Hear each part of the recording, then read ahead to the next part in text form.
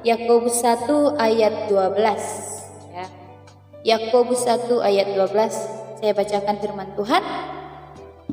Berbahagialah orang yang bertahan dalam pencobaan, sebab apabila ia sudah tahan uji, ia akan menerima mahkota kehidupan yang dijanjikan Allah kepada barang siapa yang mengasihi Dia. Saudara-saudaraku, ini merupakan tentang pengujian dan pencobaan. Nah, mungkin di antara kita sering mengalami ujian dan pencobaan hidup. Mungkin di antara kita pernah gagal ketika ingin mencapai sesuatu.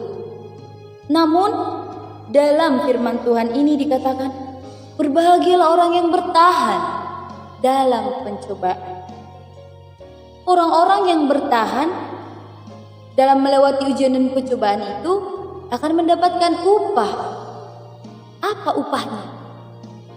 Yang terakhir, upahnya adalah menerima mahkota kehidupan yang dijanjikan Allah. Saudaraku, mungkin banyak di antara kita yang pernah disakiti orang lain. Mungkin banyak di antara kita yang dikhianati oleh orang lain. Kadang kita ingin menyerah saja. Bahkan orang yang paling kita kasihi mungkin menyakiti kita. Iblis mencobai kita supaya apa? Supaya membuat kita jauh dari Tuhan, supaya membuat kita membenci Tuhan. Sementara ujian bisa saja berasal dari Tuhan. Untuk apa? Untuk membuat kita naik kelas, untuk membuat kita semakin di atas, berada pada level yang tinggi. Maka ketika kita mendapatkan ujian, kita mampu melewati ujian itu, berarti kita naik kelas. Kita berkemenangan di dalam Tuhan. Ketika kita sudah berhasil melewati ujian pencobaan hidup itu, Tuhan akan memberikan mahkota kehidupan kepada kita. Apa itu mahkota kehidupan? Surga yang berasal daripada Yesus Kristus.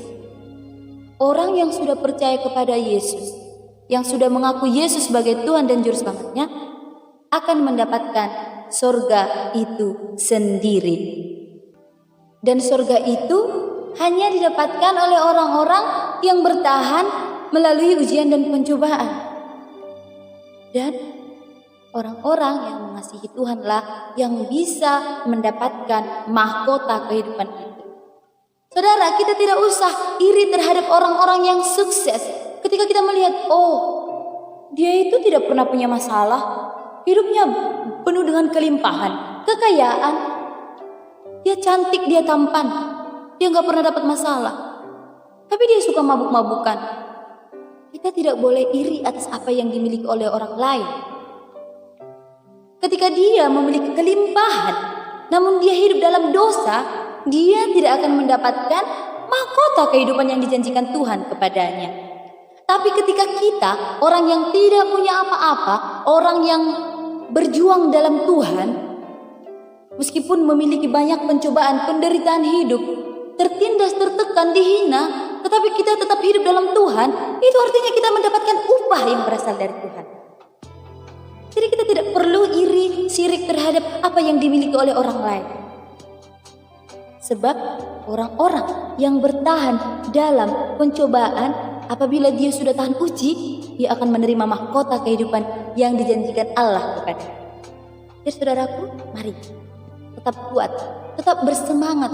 Meskipun kadang kita harus melewati pencobaan hidup ini, meskipun kadang kita harus tertekan oleh orang lain, meskipun kadang kita disepelekan, kita punya potensi tapi tidak dihargai, tak apa-apa.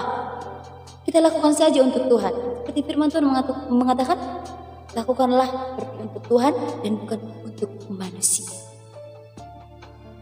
Tetap bersukacita dan tetap bersemangat untuk menjalani hidup di dalam Tuhan. Sebab orang-orang yang bertahan dalam ujian dan pencobaan akan mendapatkan mahkota kehidupan yang dijanjikan Allah kepada. Amin. Tuhan Yesus